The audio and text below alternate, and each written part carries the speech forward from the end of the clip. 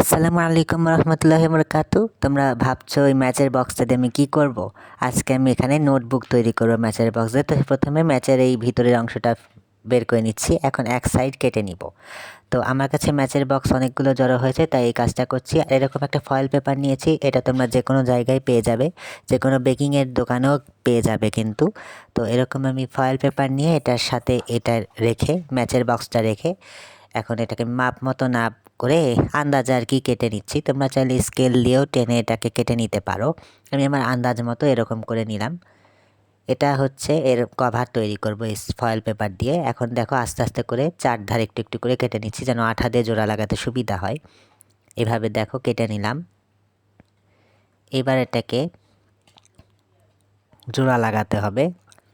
তো এর জন্য এখানে আমি আঠা নিয়েছি, এই আঠা দিয়ে এখন এটাকে জোড়া লাগিয়ে দিব।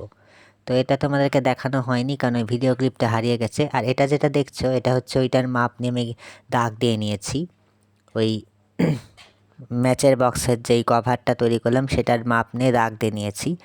ওইটা ভিডিও ক্লিপটা ডিলিট হয়ে গেছে, তো এখন কিছু করার নেই।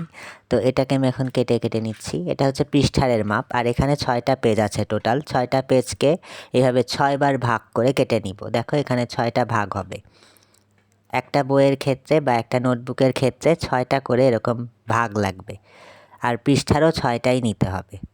6টা পেজকে এভাবে আর কি দাগ টেনে 6 রকমের ভাগ করে নিচ্ছি।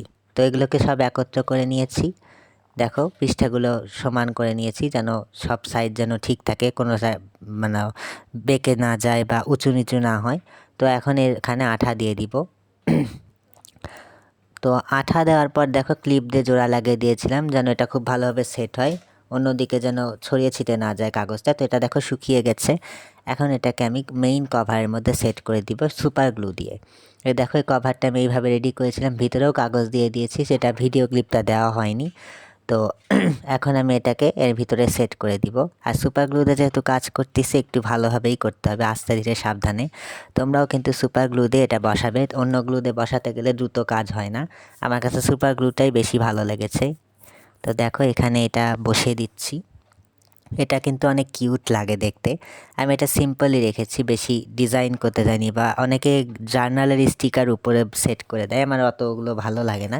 আমার কাছে সিম্পলটাই ভালো লাগেছে। এই ছোটো মিনি বুকে তোমরা কারো নাম্বার লিখতে পারবে বা কোনো ছোটোখাটো দরকারি কথাবার্তা লিখে রাখতে পারবে ডেস্কে সাজানোর জন্য।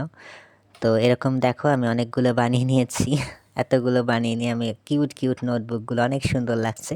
পরবর্তী ভিডিওতে আমি তোমাদেরকে এগুলোর একটা অর্গানাইজার আর কি বক্স বানিয়ে দেখাবো, যেখানে এগুলোকে ক্যারি করে রাখতে পারবে।